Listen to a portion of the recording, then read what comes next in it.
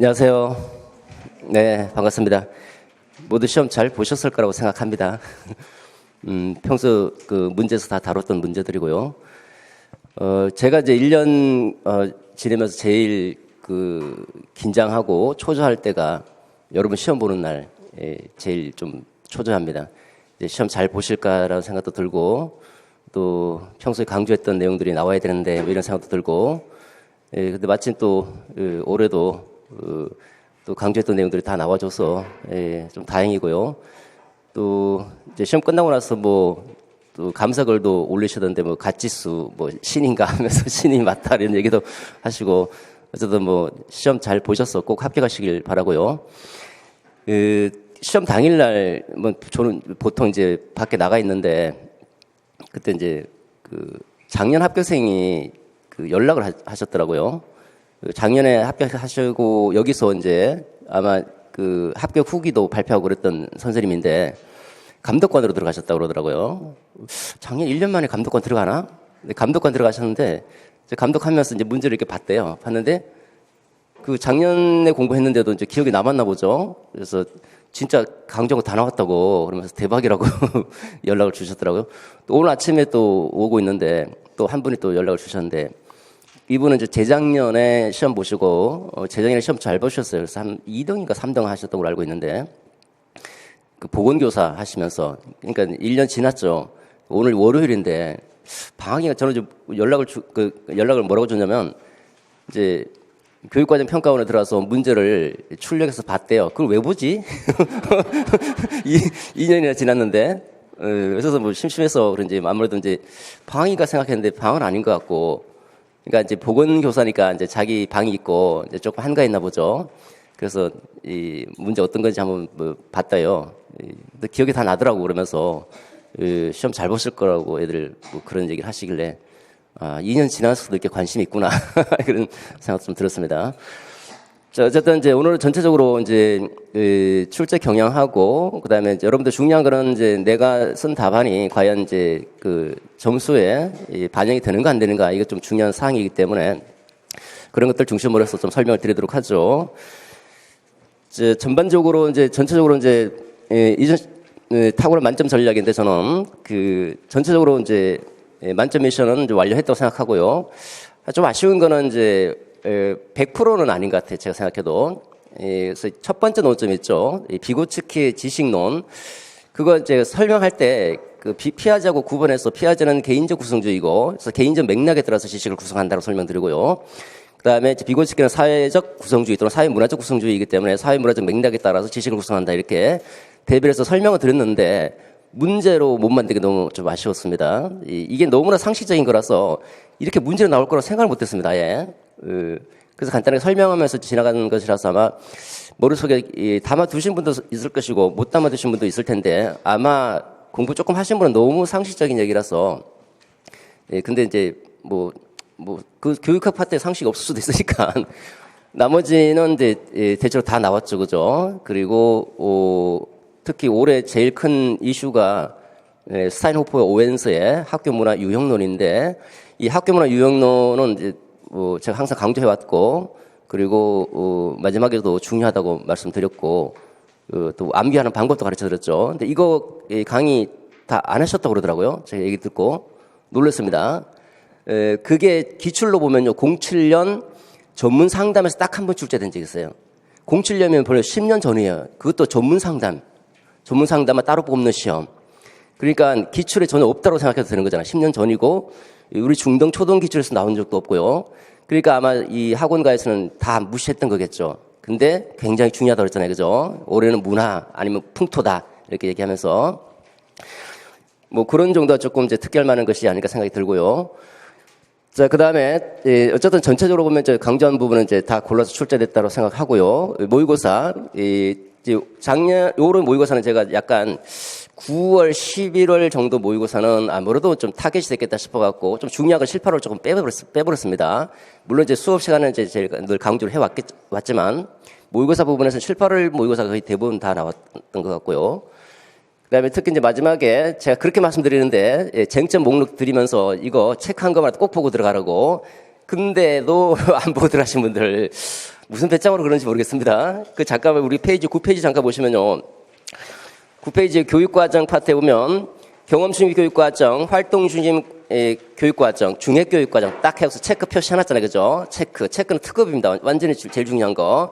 그 3번 점검하고 들어가라 그랬죠. 영교육과정 개념하고 체크 표시 해놨죠. 그죠? 물론 이제 모의고사로 다 다뤘지만 모의고사로는 이제 중액은 7, 8로 다루고 영어는 이제 9, 11을 다뤘던 것 같고요. 그 다음에 비고특히 이 교육 방법론 보시면 상황학습 이론. 일단은 올해는 상황학습 제일 중요하다고 그랬죠. 전부 다 싹 알아들어왔잖아요. 싹. 기억나는지 모르겠습니다. 그래서 원리, 주요 개념, 인지적, 도제, 인지, 유연성, 정착학습까지 체크 표시해놓고 물론 이 중에서 정착학습이 조금 덜 중요하다고 그랬어요. 다 중요한데. 어쨌든 싹 다 알아두는데 여기서 순위로 나누면 이제 인지적, 유연성 이게 제일 중요하고 그 다음에 차순위가 정착학습인데 아마 주제가 토의식 수업이다 보니까 이 인지적 유연성보다는 정착학습으로 가는 게 훨씬 낫겠다 싶었던 거겠죠. 그 상황학습 중에서도. 그래서 이제 논술 주제 때문에 정착학습으로 문제를 정착시킨 게 아닌가 이렇게 생각 좀 해보고요. 그리고 교육 행정 파트, 문화와 풍토 제일 중요한 파트 중에 하나인데 거기 스타인호퍼, 오웬스 역시 마찬가지로 체크 표시를 하고 중요하다고 말씀드렸죠. 그죠? 이 체크 표시만 하고 요거만 일단 윌슨으로 먼저 보시라고 제가 늘 말씀드렸었잖아요. 자, 그 다음에 그 앞부분에 잠깐 보시면 4페이지에 비고측기 관련 부분은 이제 제가 설명드렸던 부분인데 이제 91월 모의고사는 딱 그 지식론을 언급한 건 아니대요. 비고측기 관련된 부분만 논의했고 5, 6월에 보면 이제 인간의 기본적으로 사회적 존재로서 인간의 사회 문화적 맥락 속에서 타인과 상호작용하면서 이 사회 문화적 맥락, 타인과 사회적 상호작용 이게 바로 이제 사회 문화적 구성주의, 사회적 구성주의를 의미하는 거거든요. 이렇게 설명해서 간단하게 제가 말씀드리면서 넘어갔던 부분이라서 아마 기억을 못했던 분들도 있을 텐데 어쨌든 설명은 드렸던 것 같은데요. 문제로 이제 모의고사 문제로 좀 못 낸 게 좀 너무 상식적인 거라서 낼 생각도 못했습니다. 나머지는 이제 5페이지 보시면 영교육과정은 그 이번에 이제 근거 7, 8월 모의고사에 보시면 교육과정 내용을 점검할 때는 그 교과에서 반드시 다뤄야 할 중요한 주제나 사고방식이 빠진 것은 없는지 주의 깊게 살펴야 된다. 이게 영교육과정이죠. 배점 기준표였으면 마찬가지로 교육과정의 명칭과 개념 이렇게 해서 영교육과정 관련된 부분을 이제 우리 한번 살펴봤었죠. 그죠? 그 다음 페이지 보시면 6페이지에 그 7, 8월 이제 2회 중액교육과정 관련해서 5째 줄인가 보시면 실제 문제나 주제를 중심으로 중심 과정과 주변 과정을 결합한 교육 과정을 개발하는 것을 제한한다라고 돼 있죠, 그죠? 그래서 배점 기준표에 이 제한은 교육 과정의 명칭과 장점인데 중액 교육 과정과 관련된 부분이죠. 7페이지에 정착 수업과 관련해서 보시면 마찬가지로 2번에 그 6회 문제 보시면 점 두 번째 실제 상황을 직접 다루기보다는 다루기 한계가 있으니까 실제 상황을 모사한 영상 매체 이야기를 통해서 문제를 제시하고 이를 해결하도록 하자. 그래서 유용한 지식을 습득하다라고 돼 있는 거. 그래서 박교사가 제시한 정착학습에서 과제 구성 방법, 특징 2가지 이렇게 해서 정착 수업도 관련돼서 또 다뤘던 거고. 다음 페이지 8페이지 보시면 논점 네 번째 거 역시 마찬가지로 그 12회 문제를 보시면요. 김 교사가 A 교장 선생님은 우리 학교 학생들의 성적을 매우 중시한다. 올해 말에 있을 학업 성취도 검사에서 학생들의 성적이 다른 학교보다 비해서 최상위에 속한다고 항상 강조하지 않습니까? 해서 배정 기준표에 스타인호퍼와 오웬스의 학교문화 유형론의 관점에서 유형을 보라. 기계문화죠, 그죠? 그대로 기계문화 이렇게 출제되는데 요거는 아마 제가 예상하기로는 기계문화는 우리 수업을 들으신 분들은 뭐 당연히 써야 되는 거고 나머지 분들은 거의 손을 못 댈 수밖에 없죠. 왜냐하면 뭐 안 들었으니까. 그래서 아까도 말씀드렸지만 뭐 07년 기출로 우리가 중요한데 기출을 보더라도 누가 07년 전문 상대방까지 기출을 보겠습니까? 그렇잖아요, 그죠? 근데 출제 정량이라든지 학교 동량을 딱 살펴봤더니 이게 되게 중요한 거예요. 그래서 체크 표시도 해놨고 또 올해는 문화 아니면 풍토 쪽으로 넘어갈 가능성이 상당히 높다고 말씀드렸던 것처럼 이렇게 어느 정도 예상을 하고 들어가지 기출도 물론 중요하지만 아마 이제 07 특히 이제 전문 상담에서 나오는 문제라서 대부분 그 여기 선생님들이 가르치지 못해서 아마 마친 분들은 우리 말고는 없을 거라고 생각이 들어요. 그러다 보면 이게 기계문화만 옛날 같은 경우는 기계문화만 맞춰도 나머지 그 개선 방안 2가지가 있죠. 이거는 대강 써도 맞게 줄 가능성이 좀 높지 않을까 이런 예상을 해봅니다. 자, 그 다음에 전체적으로 출제 경향 분석 한번 보도록 하죠. 여러분 그 프린트블로는 10페이지입니다. 자, 출제가 이제 어떤 경향을 나타냈고 두 번째 내가 어느 정도로 썼는데 답이 되는지 안 되는지 한번 살펴보도록 하죠. 먼저 출제 경향입니다. 제 개인적 순전히 이제 우리 수업 기준으로 보면 조금 평이한 수준이 아닌가라는 생각 드는데 다른 분들은 굉장히 어려웠다는 얘기를 좀 많이 하더라고요. 작년하고 비슷하다 이런 얘기를 하는데 그냥 개인적인 수준에서 얘기하는 겁니다. 주요 변별 요소는 아마 이제 제일 많이 틀린 게 학교 문화 유형이고 이게는 거의 이게 변별 요소가 되지 않을 정도로 많이 틀렸고 특별 첫 번째 비고치기 지식론 이거는 굉장히 쉬운 건데도 아마 이제 이것도 마찬가지로 대부분 선생님들이 안 다뤘겠죠, 그죠? 여기서 조금 변별이 되지 않을까 생각이 들고 그 다음에 이제 네 개 영역 고르게 출제됐죠. 작년처럼 교육과정, 교육심리, 교육방법, 교육행정 이렇게 출제됐습니다. 출제위원은 교육과정 교수 한 분하고 교육방법론 교수 한 분, 교육행정 교수 한 분 이렇게 교육과정, 교육방법론, 교육행정 이 세 분이 출제위원으로 들어갔습니다. 그래서 거기서 교육방법론 교수가 교육심리, 비고치기 같이 묶어서 두 문제 출제했고 나머지 각각 한 문제씩 출제했습니다. 자, 골고루 출제가 됐고요. 교육심리 어쩐지 조금 그렇습니다. 그 다음에 배점 기준을 또 역시 마찬가지로 작년처럼 좀 세분화되어 있었고 오픈형 문제가 좀 많이 들어가 있죠, 그죠? 작년처럼 이 오픈형 문제는 이제 앞으로도 계속 그 기준을 유지할 거라고 생각이 들고 아무래도 논술이다 보니까 이제 사고력을 요한다고 볼 수 있는데 이게 사고력이라는 것도 크게 기본이 제일 중요한 거예요. 교육학을 공부한다는 게 기본적으로 교육학적 기본 마인드 있죠.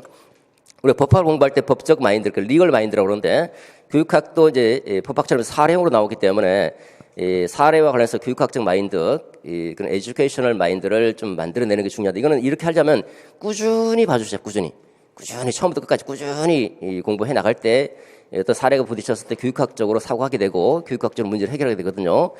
그래서 그런 이제 기본적인 개념들을 가지고 얼마나 사고할 수 있는가 관련된 부분이고 힌트가 거의 없죠, 그죠? 거의 없는 유형을 좀 포함을 했습니다. 힌트가 많이 주어지지 않았다는 것이 좀 특징이라고 볼 수 있습니다.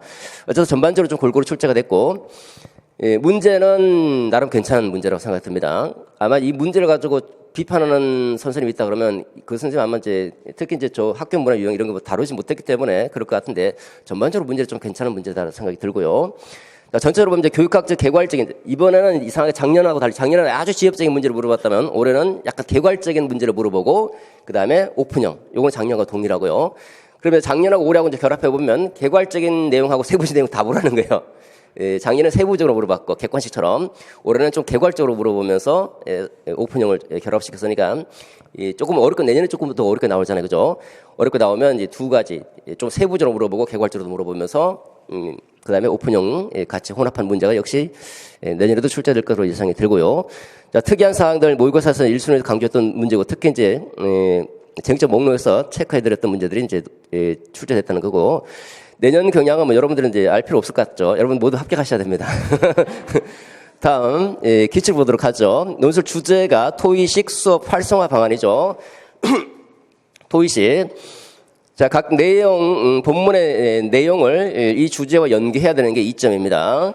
그 다음에 이제 논점 하나씩 이제 살펴보도록 하죠. 자료로는 이제 10페이지 있습니다. 논점 1번은 비고치기 이론 관련되는 부분이죠.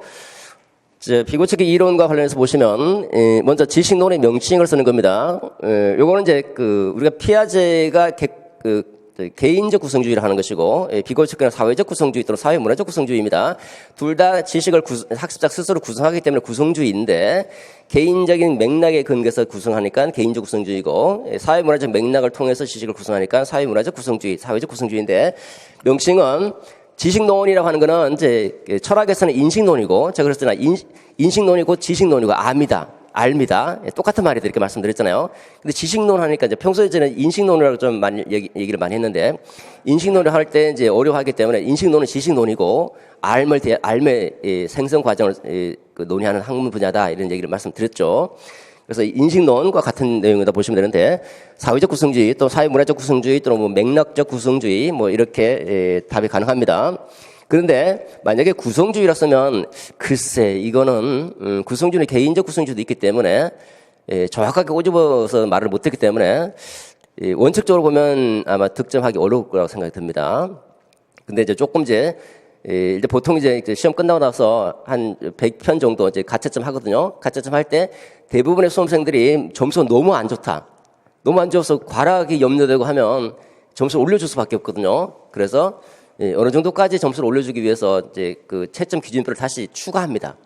추가할 때 이걸 추가시키느냐 마느냐 여기에 따라서 이제 답이 될 수도 있고 안 될 수도 있는 부분인데 원칙적으로 어쨌든 일반적으로 구성주의 쓰게 되면 틀린다고 생각하는 게 좀 편할 것 같고 그다음에 지식의 성격은 사회적으로 구성되니까 사회적이다, 상대적이다, 맥락적이다, 또 잠정적이다 뭐 이런 형태로 가능합니다. 이건 이제 객관적으로 대비되는 부분이라고 볼 수 있겠죠.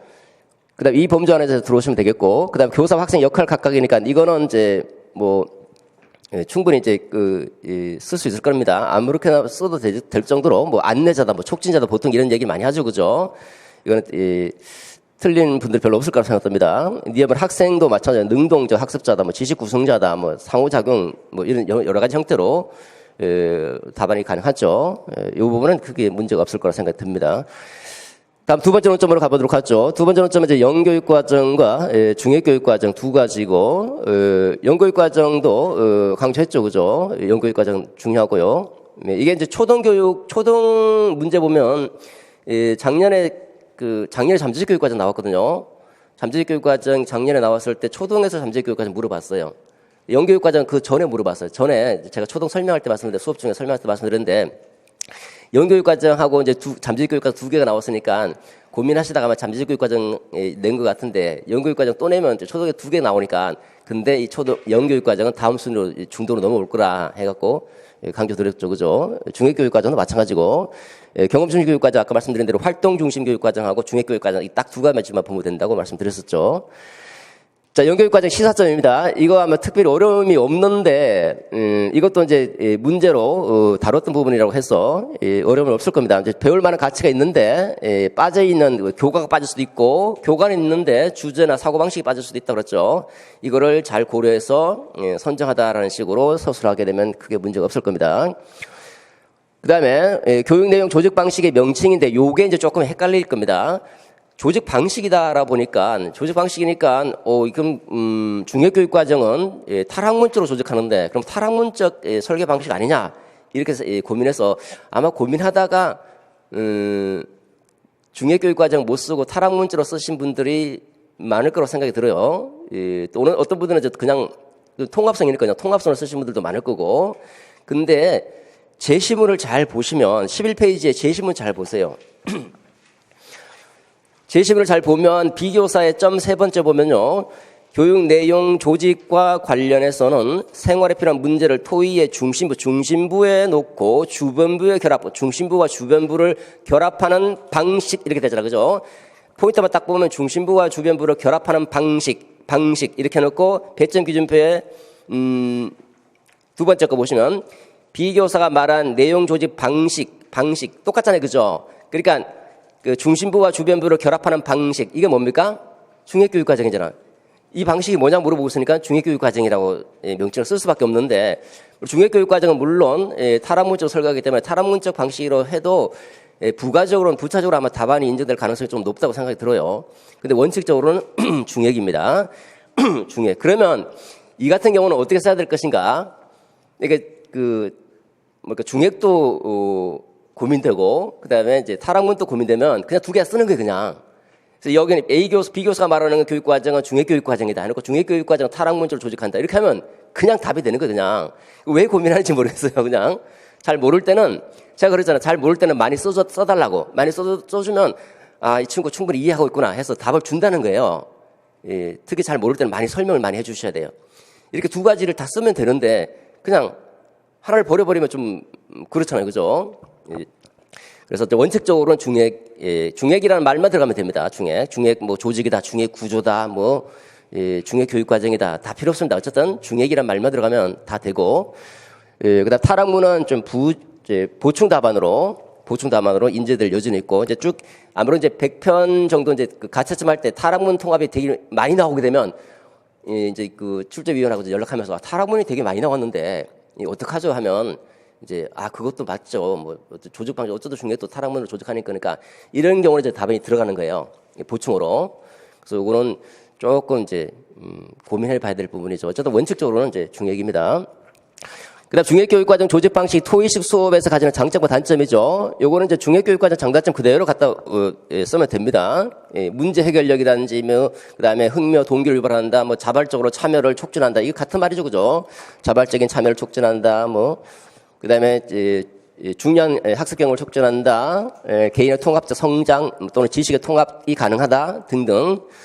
그 다음에 단점은, 이게 이제 통합이 되다 보니까 이제 특정 교과의 지식을 체계적으로 습득하기 어렵다는 가장 큰 단점 중에 하나이죠. 그 다음에 문제 해결하고 파악하는 데 시간이 많이 소요되는 문제를 중심으로 접근하다 보니까. 그 다음에 다른 교과와 연관해서 교육과정 구성하고 토의식이니까 토의를 준비해 나가야 되니까, 준비에 시간이 많이 소요될 수도 있다 등등. 요거는 요 범주 안에서, 가능한 답안이 나올 거고요. 다음, 그러니까 토의식 수업 관련되니까 이제 설명할 때는 가능하면 이게 키워드지만 토의와 관련해서 설명해 주는 게 훨씬 논리적으로 좋습니다. 그건 이제 답안지 보시면서 말씀드리고. 일단 중요한 건 키워드만 들어가면 되는 거니까. 다음 세 번째 논점으로 가보도록 하죠. 정착 수업과 위키 활용인데, 위키 활용은 그냥 상식적으로 보는 거예요. 이건 교육학에서 아무리 찾아보십시오. 위키 활용이 있는가? 없어요. 그냥 상식적으로 보는 것이 우리가 이제 수업에 다뤘던 부분을 보면 이제, 웹 기반 협동학습. 웹 기반 협동학습을 가는 게 가장 좀 편하게 갈 수 있는 방법이라 생각이 들고, 그야말로 이제 논술이에요. 이거는 그야말로 교육학이라기보다는 그냥 일반 논술 정도로 생각할 수 있겠죠. 자, 정착 수업과 관련된 부분이고 보도록 하죠. 정착 수업의 원리, 정착 수업은 이제 실제 상황을 이제 모방해서 실제 상황과 유사하게 영상 매체 이야기를 담아서 만들게 되죠. 그러니까 첫 번째는 문제를 만들 때는 그 문제는 실제 상황과 유사해야 된다는 거고, 또 두 번째는 그 문제를 제시할 때는 반드시 뭐 비디오라든지 그다음에 컴퓨터라든지 이렇게 영상 매체에 담아서 제시해야 된다는 거고, 그다음에 아무래도 토의니까 토의 수업할 때 토의 수업을 이제 정착 수업과 결합시킬 때 토의 주제는 실제 생활과 관련되는 주제를 선정해야 된다는 것이고, 두 번째 이거를 그냥 선생님 말로 설명하는데 페이퍼로 설명하지 말고 반드시 영상 매체에 담아서 제시해 달라는 거예요. 정착 수업을 하는 거니까. 그다음에 그 상황은 이야기 형태로 그러니까 실제로 선생님이 좀 힘들죠. 이야기 형태로 만들고 애들 철수 영희가 나와갖고 야 어떤 문제가 있는데 이렇게 서로 이제 이야기하는 형태로 담아야 되는 것이고, 그다음에 그 과제 해결할 때는 필요한 모든 단서들이 그 속에 다 들어가 있어야 된다는 거고, 그 단서를 아이들이 찾고 그 단서를 토대로 해서 이제 문제를 해결해 나가야 되는 거고, 문제를 해결할 때는 협동을 통해서 해결하죠. 아무래도 전체 주제가 소통과 협력을 강조하는 토의식 수업이다 보니까 이것도 협동을 통해서 이제 문제를 해결하도록 하는 것이 가장 좋죠, 그죠? 이런 정도의 원리를 넣어주시면 되겠고, 특징과 관련된 거라고 보실 수 있겠죠. 위키 활용식 문제점입니다. 이건 그야말로 이제 오픈형인데, 위키가 어디냐? 위키를 당황할 필요가 없어요, 그냥. 위키라는 것을 우리가 상식적으로 알고 있잖아요, 그죠? 위키피디아에서 그런 얘기도 있고. 아무래도 이제 컴퓨터로 접근해서, 이거를 이제, 정보를 수집한 다음에 아이들이 마치 위키 만드는 식으로 이렇게 만들어야 되니까 아무래도 정보의 과부하가 발생할 우려가 있고, 그다음 정보라고 하는 것도 이제 컴퓨터상에 떠도는 정보들은 신뢰성이 좀 부족할 수도 있거든요. 그러다 보면 이제 정보의 오류 또는 이제 오개념 형성에 우려가 있을 수도 있고, 또 이제 인터넷을 활용해야 되니까 인터넷 활용 능력이 떨어지거나 또 학습 능력이 낮은 학자 같은 경우는 이제 소극적으로 참여하는 문제가 있을 수 있다라는 거고, 그다음 의견 조율에 시간이 많이 소요된다는 것도 하나의 단점이라고 볼 수도 있겠죠. 그다음에 이제 뭐 인터넷 활용 능력이 낮은 학습자들 소극적으로 참여한다. 뭐 이런 형태가 이제 위키 활용 문제점인데, 요건 아마 답안의 폭이 조금 넓을 거라고 생각이 듭니다. 그다음에 이제 의견 조율할 때 시간이 많이 소요되면서 또 의견 조율하는 상황에서 또 갈등 상황이 발생할 수도 있겠죠, 그죠? 이게 맞다, 저게 맞다 이런 식으로 갈등 상황이 우려될 수 있다는 것도 또 활용의 문제점이 되고.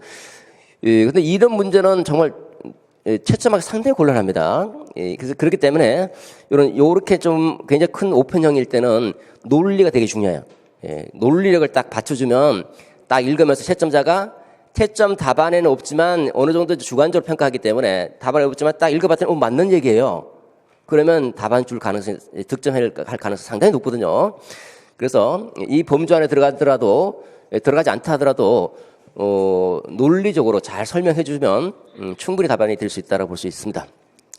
자, 세 번째로 마지막입니다. 마지막은 이제 스타인호프와 오웬서의 학교 문화 유형. 이게 이제 여러분들이 우리는 가장 쉬웠는데 이제 대부분의 수험생들이 멘붕 상태에 있었던 거고, 기계 문화죠. 그 다음에 기계문화 말고는 답이 안 됩니다. 기가 공공, 기계문화, 가정문화, 공연, 공포문화 4개 중에 하나를 골라야 되니까 기계문화만이 답이 되고요.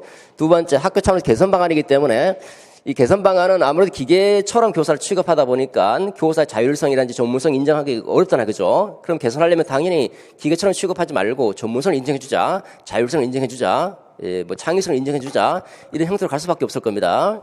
그리고 보통 기계처럼 취급하는 경우는 이제 교사에게 명령하는 형태로 지시하고 이렇게 해야 된다고 다그치고 그런 경우가 많죠, 그죠? 그러다 보니까 의사소통의 관계에서도 수직적 의사소통 관계가 형성될 수밖에 없기 때문에 수평적인 의사소통 또는 민주적 의사소통 그런 것이 가능한 이제 학교 문화를 만들어내는 것도 이제 필요할 것이고, 그 다음에 이제 교사가 나름대로 이제 그 자신의 전문적인 식견에 근거해서 자신이 생각하는 교육의 어떤 그 방향이 있을 거 아닙니까? 그 교육의 방향을 존중하기 위해서는 교사의 자아실현 욕구를 충족시키는 방향으로 문화를 조성하는 것도 중요하고, 또는 부차적으로 기계문화 말고 이제 공포문화를 조성할 수 없기 때문에 공연 또는 가정문화가 있는데 공연문화나 또는 가정문화 형태로 제시하는 것도 아마 원칙적으로는 제가 볼 때 아닌 것 같은데 가정문화와 공연문화도 부가적으로 답이 될 거라고 생각이 들어요. 그래서 일반적인 수준에서 이것도 이제 우리가 비슷한 형태를 한번 다뤘던 적이 있는데 모의고사로 조금 응용하는 문제죠. 그러니까 동기이론에서 허즈버그 동기이론에서도 한번 응용해서 다뤘고, 그래서 이제 이런 형태로 쓰기는 했는데 크게 문제는 없을 거라고 생각됩니다. 그래서 어쨌든 요거는 제가 볼 때는 이제 채점 해봐야 알겠지만 채점해서 전체적으로 너무 많이 틀렸다. 논점 4번 행정에서. 그러면 요 답안 옛날에도 그런 적이 있습니다. 요거만 맞아도 요거는 대강 써도 맞게 줄 가능성이 있더라는. 그러니까 여기에 이제 거의 달려 있는 거예요, 여기. 이걸 틀리면 여기 조금 이제 엄격하게 채점할 것이고, 이것만 맞으면 조금 좀 유연하게 해서 어느 정도 말이 되면 맞게 해주라, 이렇게 이제 지침이 내려갈 가능성도 있기 때문에 이 가능성의 문제입니다. 많은 분들이 이제 답이 대거 틀리고 그다음에 점수가 매우 낮다. 그러면 어쩔 수 없이 올려줄 수밖에 없기 때문에 조금 유연하게 채점할 가능성이 상당히 높은 논점이다, 이렇게 생각해 봅니다. 자, 그 다음에 이제 배점 분석해 보도록 하죠. 주제를 보시면 오늘날과 같은 초연결사회, 초연결사회하면 떠오르는 게 뭡니까? 4차 산업혁명이잖아요. 그죠? 이제 1회차 91월 1회 모의고사에서 다뤘던 거, 사물 인터넷이 활성화되고 사물들 간에 연결되는 초연결사회인데, 이 문제 조금 어폐가 있는 게 아직 4차 산업혁명의 초기 단계이기 때문에 초연결사회는 아니거든요. 근데 뭐 오늘과 같은 초연결사회가 아니니까 너무 앞서갔죠. 그죠? 그러니까 모의고사에서 이제 4차 산업혁명 얘기가 나오니까 4차 산업혁명을 말하기는 좀 그렇고, 그래서 초연결사회 이렇게 얘기를 하는 것 같습니다. 초연결사회에서는 다섯 사람이 소통과 협력을 한다는 거죠. 소통과 협력. 소통과 서로 이제 커뮤니케이션 해야 돼. 연결이 돼 있으니까 커뮤니케이션하고 또 서로 협력해서 어떤 문제를 해결하는 것이 중요하다. 이런 시대적 추이를 반영하여 고등학교에서는 토의식 수업 활성화를 위한 교사 협의회를 개최했더라. 여기에 제안된 주요 의견을 정리한 것이고, 내용은 지식관 교육 내용 수업 설계 학교문화 변화 방향에 관한 것이다. 4개 논점이고, 이를 바탕으로 주제가 토의식 수업의 활성화 방안이라는 주제로 서브원결 형식을 갖춰서 논하라, 이렇게 돼 있죠. 전체로 보면 소통, 결국은 이제 토의식 수업이고, 토의식 수업을 하게 되면 이제 서로 소통하고 협력을 잘할 것이다, 이런 이제 맥락 속에서 문제를 낸 거죠. 이 주제에 맞추다 보니까 전체로 토의와 관련해서 쭉 서로 이제 의견을 맞춰서 4가지 논점들을 출제한 것으로 예상이 됩니다. 배점을 보시면 첫 번째는 교육 심리학 파트죠. 교육 심리학, 이거 이제 교육 방법론 교수가 출제한 거예요. 이 교수가 이제 A하고 C를 출제했습니다. 4점이니까 명칭 1점, 지식 성격 1가지 1점, 그다음 교사 1점, 학생 1점. 그다음에 두 번째 거 교육 과정이죠. 시사점 1점, 그다음에 교육 내용 조직 방식 명칭 1점. 명칭이기 때문에 명칭만 써도 됩니다. 설명해 주면 뭐 훨씬 좋겠지만 일단은 점수는 명칭에만 들어갑니다. 그다음에 토의식 이 조직 방식이 토의식 수업에서 가지는 장단점 각각 하나씩 1점씩 해서 4점입니다. 그다음 세 번째 교육 과정 교육 방법론이죠. 토의식 수업을 설계할 때 활용할 수 있는 정착 수업의 원리 2가지 2점, 위키 활용할 때 문제점 2가지 2점. 교육 행정학, 스타인호프 오벤스의 학교 문화 유형에 따를 때 D교사 우려한 학교 문화 유형의 명칭 1점, 그 다음에 개선 방안 2점, 이렇게 3점이죠. 주제와 연계성 3점입니다. 그 다음에 서론과 결론은, 여기서 틀린 거, 예를 들어서 내용에서 틀려도 결론에서 틀린 내용을 써도 전혀 문제가 안 되죠. 서론과 결론의 형식을 갖추느냐만 이제 점수를 매기기 때문에 이거 1점이고 그다음 주제와 각각을 연계시켜서 설명하는 거 최소한 4개 중에서 3개 이상을 써주셔야 됩니다. 3개 이상. 그럴 때 2점을 다 주는 거예요. 하나씩 빠질 때마다 1점씩 하나씩 깎죠. 그러니까 표현의 적절성은 이제 크게 이제 문제가 안 되죠. 문장을 완결하게. 가장 첫 번째는 문장의 완결성. 완결한 문장. 쓰다가 만다. 또 뭐 블랭크 비워뒀다 하면 그 표현의 적절성에서 점수가 1점 딱 깎입니다. 그 다음에 문제를 읽어봤는데 무슨 말인지 잘 모르겠다. 너무 길어서 또는 뭐 어법상 좀 오류가 있어서 이해가 안 되는 문장들, 요런 것들이 이제 해당이 되죠. 뭐 띄워서 이런 건 전혀 해당이 안 됩니다. 자, 그 다음 제시문 분석을 보도록 하겠습니다. 핵심 내용을 추출하는데, 첫 번째는 A교사는 이제 토익 수업과 관련해서 비교측기 이론과 관련된 부분이고, B교사는 내용을 선정하고 이제 조직하는 거죠. 첫 번째는 지식관과 관련되는 부분이고, 지식관을 바꾸면 내용 선정 조직할 때도 또 다른 방식이 요구된다는 거죠. 교육 과정이고, 세 번째 C교사는 그렇게 이제 내용을 선정 조직했으면 그걸 바탕으로 이제 수업을 전개할 때 수업 방법과 학습도 결국 이제 수업 방법 문제인데 정착 수업을 가지고 토익 수업을 해보고 위키를 활용해서 이제 그 지식들을 다 잘 조직해서 아이들이 이제 지식을 만들어 보자라는 거고요. 그다음 D교사는 이제 이 토익 수업이 활성화되려면 결국은 학교 토대가 중요한 거죠. 학교 문화가 토익 수업의 토대가 되기 때문에 학교 문화도 개선해야 된다 이렇게 출제를 했습니다. 하나씩 들어가 보도록 하죠. 첫 번째 논점입니다. 자, 첫 번째 논점은 이제 주제가 토익 수업의 활성화 방안이고, 그다음에 논점의 비고치기 이론과 관련된 부분입니다. 일단은 도의 문장을 써도 되고 안 써도 되는데 주제는 이미 나왔습니다. 보시면 이 주제를 보면 토익식 주제는 제시문을 잘 활용하는 것도 괜찮아요. 보시면 토익식 수업을 활성화하려면 먼저 뭐 해야 된다? 지식관의 변화가 필요하다는 거잖아요. 그죠? 지식관을 이 비고치기 관점에서 지식관의 변화가 필요하다. 이게 주제예요, 그냥. 주제. 그래서 요거를, 좀 어려운 분들은 요걸 따와서 써주시면 되겠죠, 그죠? 자, 첫 번째 보시면 교과에서 주어진 지식이 진리다. 요거는 뭐예요? 객관주의잖아요, 객관주의. 교과서에 있는 지식이 진리다는 그 객관주의. 객관적 인식론이죠. 객관주의고. 지식은 개인이 혼자 만드는 것이라 생각에서 벗어나기 중요하다. 혼자 만든다는 게 약간 개인적 구성주의 쪽이거든요. 혼자서 만든다.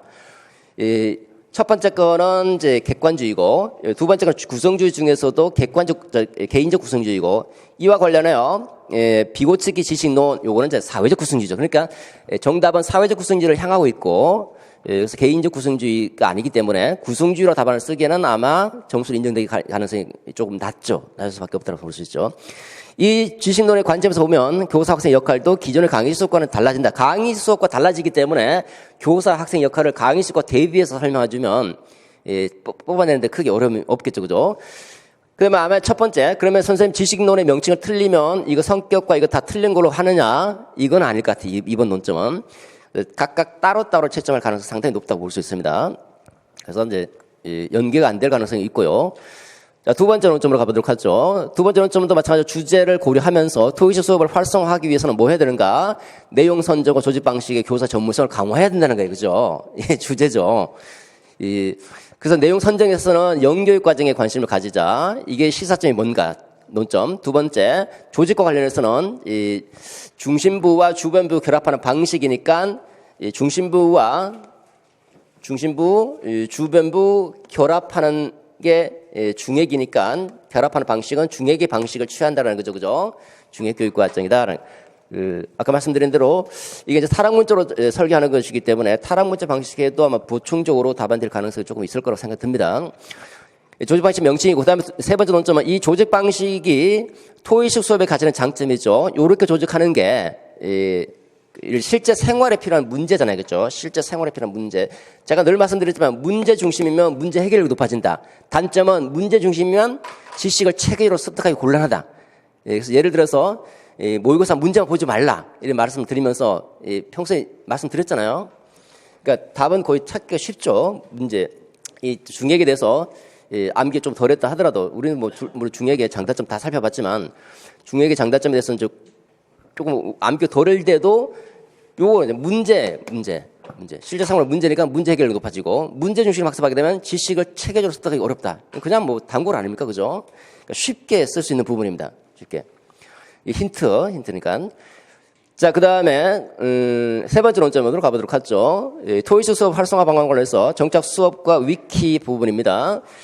자, 토이스 수업이 활발하게 이루어지기 위해서는 수업 방법, 학습 도구의 변화도 필요하죠. 어떻게? 정착 수업과 위키를 활용하는 이런 수업의 변화가 필요하다. 이게 주제문이잖아요. 그죠? 주제문. 주제문 쓰기 오히려 좀 쉬웠습니다. 거의 주제를 주는 형태로 나와 있었어요.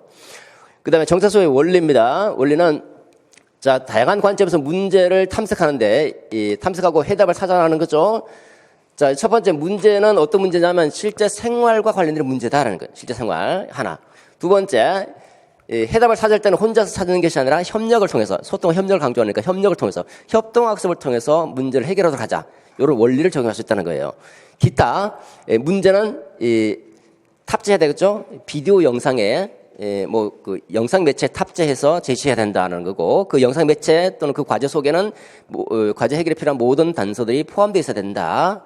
또 이야기 형식으로 담고, 이야기 형식은 이제 친숙한 이야기로 구성한다. 이런 형태로 제시해 주시면 되겠죠.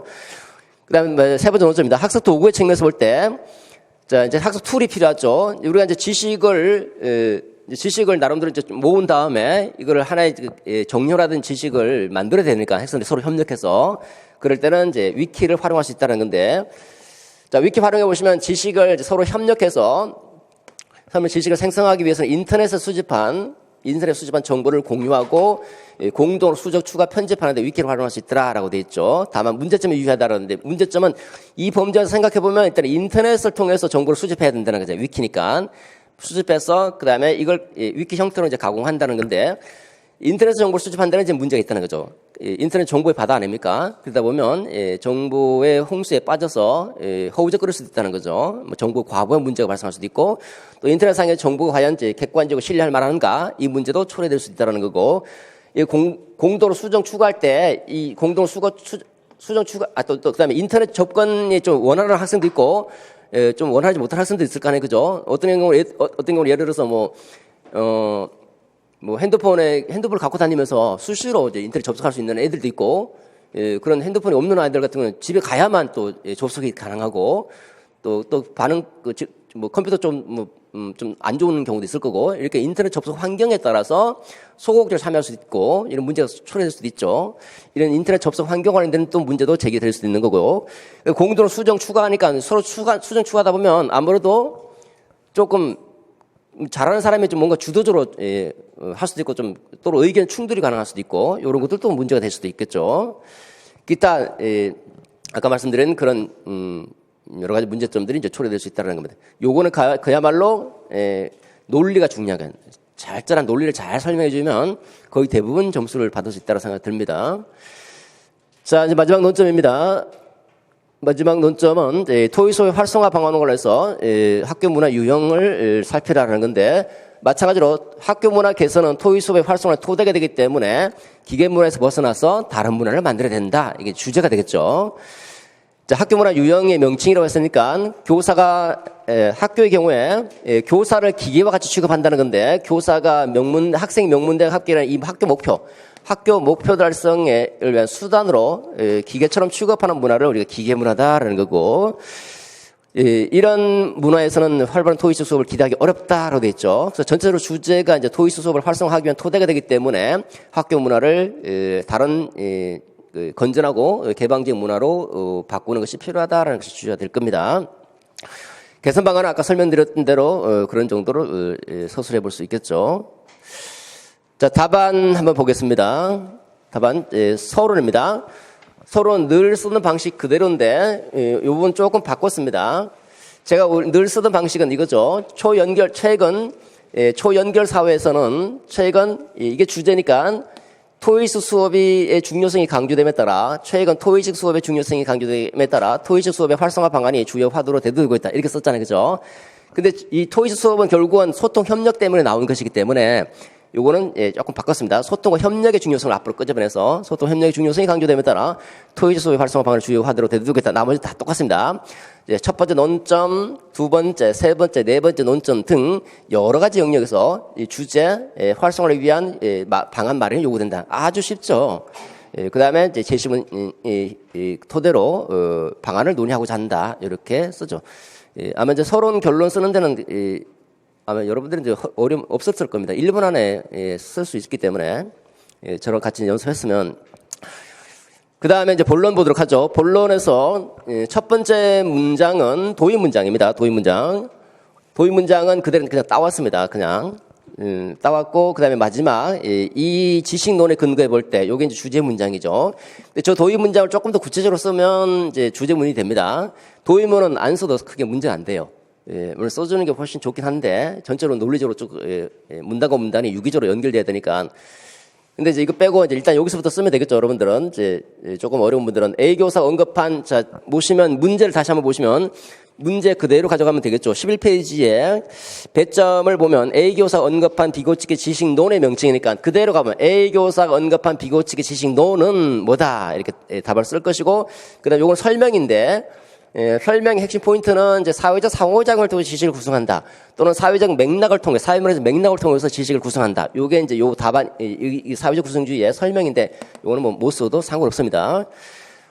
첫 번째, 요거만 이제 명확하게 써주시고, 그 다음에 두 번째, 여기서부터는 이제 그 지식의 성격이죠. 개인이 사회문화적 상황 또는 사회적 맥락을 통해서 지식을 구성한다고 보기 때문에 사회적이고 상대적이다 또는 맥락적이다, 맥락 의존적이다 이런 형태로 답안이 될 겁니다. 그다음 세 번째 논점은 이제 여기까지는 이제 그 논리적 근거를 썼는데, 논리적 근거를 써주고 교사 역할은 이렇게 써야 되는데 바로 들어와도 돼요. 교사 이 관점에서 볼 때 교사 역할은 뭐다 이렇게 바로 들어와도 상관없습니다. 자, 사회적 구성주의는 학습의 주체는 학습자이므로 학습자가 학습의 주체로서 주도권을 가지고 쓸 수 있도록 학습 환경 설계한다. 따라서 교사는 이런 학습 중심 학습 환경 설계, 안내자, 촉진자 조금 쭉 연결해서 썼는데 하나만 나오면 됩니다. 그다음에 학습자는 이 과정 속에서 이제 비고치기는 내면화가 중요한 거잖아요, 그죠? 내면화 얘기를 썼는데 이것도 안 써도 상관없습니다. 어쨌든 능동적 학습자, 능동적으로 학습한다 이런 형태로 써주시면 되겠고. 그 다음 주제 문장. 이 지식론에 근거해 볼 때 토의적 수업을 활성화하기 위해서는 사회적 구성주의에 근거한 지식의 성격 규명과 교사 및 학생의 역할 수정이 불가피해 보인다. 두 번째 논점으로 가보도록 하죠. 마찬가지로 첫 번째 문장은 도입 문장입니다. 교육과정 분야에서 교육 내용 선정과 조직 방식에 대한 교사의 전문적 안목, 전문성을 전문적 안목으로 바꾼 것 뿐입니다. 안목이 요구된다. 이게 이제 도입 문장이고, 요걸 조금 더 구체적으로 서술해주면 예를 들어서 영교육과정, 그다음 중예교육과정에 대한 교사의 전문성이 요구된다. 요게 주제문이 되는 거죠. 조금 더 구체적으로 써주면. 그 다음에 자, 다시 배점 기준표를 보시면 비교사가 말한 영교육과정의 내용 선정해 주는 시사점 이렇게 됐으니까 내용 선정과 올라요. 비교사가 말한 영교육과정이 어떤 시사점, 영교육과정이 주는 시사점 바로 들어가도 되고요. 여기는 영교육과정에 대한 개념 간단하게 설명하고 들어왔는데, 설명하고 따라서부터가 여기서부터가 이제 시사점이죠. 여기 시사한다 시사점. 근데 여기 개념 안 써도 되고 물론 시사점이 채점 범위니까. 영교육과정 우리 일반적으로 배울 만한 가치가 있더라. 그런데 공식 교육과정에 빠졌다. 또는 공식 교육과정이 있는데 수업에서 배제했다. 이게 영교육과정 개념이거든요. 그러니까 두 가지 의미가 있죠. 공식적 교육과정에 빠진 거. 두 번째, 공식 교육과정에 있는데 수업에서 배제하는 거. 여기서는 몇 번째 개념이에요? 첫 번째 개념이에요. 첫 번째. 왜? 그 제시문을 잠깐 보시면 제시문에서 비교사가 그 내용 선정과 관련하여 영교육 과정에 관심을 가지는 것이 도움이 된다라고 돼 있잖아요. 그죠? 내용 선정할 때. 그러니까 내용이 있는데 수업에 안 다룬 게 아니라 수업에 다루기 위해서 내용을 선정할 때니까 교육 과정에서 배제한 거. 이 의미로 썼죠. 근데 뭐 여기서 개념 설명할 때는 수업에서 배제한 것도 써도 돼요. 물론 상관없습니다. 이건 그게 중요한 것이 아니니까. 자, 그 다음에 요거죠, 그죠? 그러니까 이렇게 수업 내용 선정에서 특정 교과 지식, 주제, 사고방식이 중요한 가치가 있는데도 불구하고 빠지지 않도록 유의하자라고 하는 게 이제 시사점이 되겠고, 또 두 번째, 내용 조직과 원래 비교사 말한 중심부와 주변부를 결합하는 조직 방식은 중예교육과정이다. 중예교육과정은 이렇게 쓰면 되는 거예요, 여러분. 이런 형태로. 타락문자 설계 이렇게 들어가면 딱 두 개 다 들어가잖아요, 그죠? 대표적 예로서 중심 과정과 주변 과정이 동심원적으로 결합된 교육과정 조직 방식이다. 그다음 세 번째 논점. 이 조직 방식이 토의 수업에서 가지는 장점이 뭐냐라고 물어봤으니까 그대로 따오면 이 조직 방식이 토의 수업에서 가지는 장점은 첫째, 현실적인 문제들을 토의 주제로 선정하니까 문제 해결력이 높아진다라는 거고, 두 번째, 문제를 중심으로 학습하게 되니까 여기는 뭐 여러 교과 연결해 이렇게 쭉 이런 논리를 쓰고 있는데 그냥 쉽게 쓰면 그냥 문제를 중심으로 학습하기 때문에 특정 교과 지식의 체계적으로 흡수하기 어렵다. 이런 내용들이죠. 그죠? 나머지 아까 살폈던 그런 답안들도 가능하고요. 그 다음에 주제 문장입니다. 이처럼 토의식 수업의 활성화가 되려면 영교육 과정, 두 번째 논점, 중위교육 과정 등 그 다음에 전체 크게 보면 내용 선정과 조직이니까 내용 선정과 조직에 대한 교사의 전문성 강화가 요청된다. 주제 문장.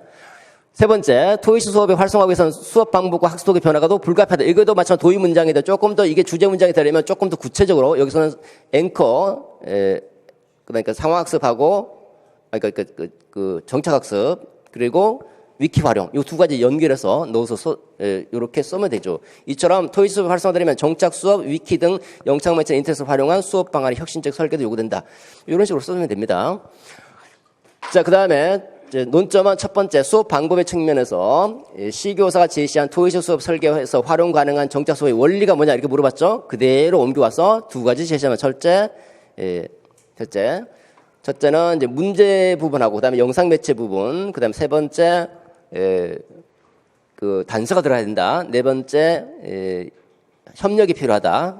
이런 거 중심으로 쓰면 되겠죠. 아무래도 여기는 이제 토의식 수업이고 그리고 상호 소통과 협력을 강조하기 때문에 협력을 조금 더 우선순위로 두고 넣습니다. 협력을. 그러니까 이렇게 쭉 보시면서 이 두 개 쓰라고 할 때는 가장 우선순위가 높은 거, 다른 거 써도 틀리진 않아요. 근데 가장 우선순위가 높은 거를 언급해주면 훨씬 좋습니다. 그 다음에 또 도구 측면에서 위키를 활용할 수 있으나 여기에 발생할 수 있는 문제점에 유의해야 된다. 위키 활용할 때 발생하는 문제점 두 가지, 첫째, 둘째, 그 다음에 주제 문장 됐죠. 마지막 논점입니다. 학교 문화의 개선은 토의식 수업의 활성화의 토대가 된다. 역시 마찬가지로 제시문 있죠, 그죠? 그 다음에 도의 문장, 다음에 주제 문장, 다시 이제 논점. 슈타인호퍼와 오벤서가 분류한 학교 문화 유형에 따를 때 D교사가 우려하는 학교 문화 유형이 뭐냐? 기계문화다. 기계문화 개념 설명 안 해도 됩니다. 물론 설명해 주면 훨씬 낫겠지만 전혀 점수와 관계없어요. 명칭만 쓰라고 했으니까. 기계문화는 학교의 목표 달성을 위해 교사들이 기계와 같이 취급하며 이용하는 문화다. 이런 문화에서 활발한 토의식 수업을 기대하기 어렵다. 학교 차원에서 기계 문화를 개선하는 방안 두 가지. 첫째, 교사의 전문성, 자율성, 창의성 인정해주자. 그다음 두 번째, 상하 위계 관계가 아니라 구성을 상호 민주적인 관계, 협력의 관계, 이런 참여적 문화를 조성하자. 또는 뭐 가족 문화, 공용 문화 해도 아마 답안이 될 것 같긴 한데요. 원칙적으로는 그것을 하는 얘기가 아니거든요. 그리고 여기다가 하나가 더 있네. 평가를 얘기하고 있던데 여기 지금 아마 명문대학 때문에 평가를 과정 중심의 평가로 해야 된다 이런 얘기를 어떤 그 복귀 답안에서 저한테 이제 좀 요청하신 분들 보니까 과정 중심의 평가를 언급하고 있는데 이건 사실 평가도 물론 어느 정도 문화와 관련돼 있겠지만 이건 교육 행정 파트거든요. 행정 논리로 가야 돼요. 근데 평가의 논리로 집어넣어 버렸잖아요. 그죠? 평가는 하나의 사소한 부분이고 차라리 근데 과정 중심 평가를 언급하더라도 과정 중심 평가를 시행해야 된다. 이거 갖고 문화를 만들지는 못하잖아요. 문화를 만들려면 과정 중심 평가를 언급하면서 그거와 관련된 다른 문화를 얘기를 해줘야 되지.